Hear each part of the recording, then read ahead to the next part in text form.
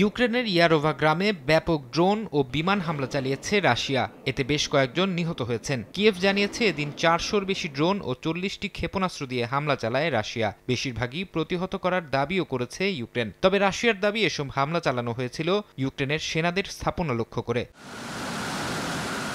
এদিকে পোল্যান্ডের আকাশসীমা লঙ্ঘন করায় প্রথমবারের মতো রুশ ড্রোন ভূপাতিত করেছে দেশটি। পোল্যান্ডের সেনাবাহিনী জানায় বুধবার তারা 19টি ড্রোন শনাক্ত করে, যার মধ্যে কয়েকটি ধ্বংস করা হয় পোল্যান্ডের বিমান বাহিনী ও ন্যাটোর সহায়তায়। স্থানীয় সেনা কমান্ড ড্রোনের অনুপ্রবেশকে আগ্রাসী পদক্ষেপ বলে অভিহিত করেছে।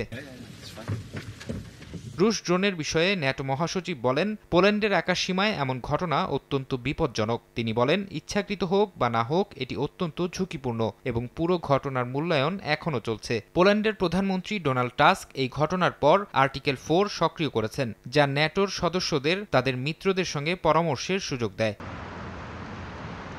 ইউরোপীয় ইউনিয়নের পররাষ্ট্রনীতি বিষয়ক প্রধান কায়া কাল্লাস বলেন, এটি ইউক্রেন যুদ্ধ শুরুর পর থেকে রাশিয়ার ইউরোপীয় আকাশসীমা লঙ্ঘনের সবচেয়ে গুরুতর ঘটনা। তার দাবি, এটি ইচ্ছাকৃত ছিল, দুর্ঘটনাবশত নয়। ইউক্রেন যুদ্ধ শেষ হওয়ার পথে নয়, বরং আরও তীব্র হচ্ছে বলেও মন্তব্য করেন তিনি।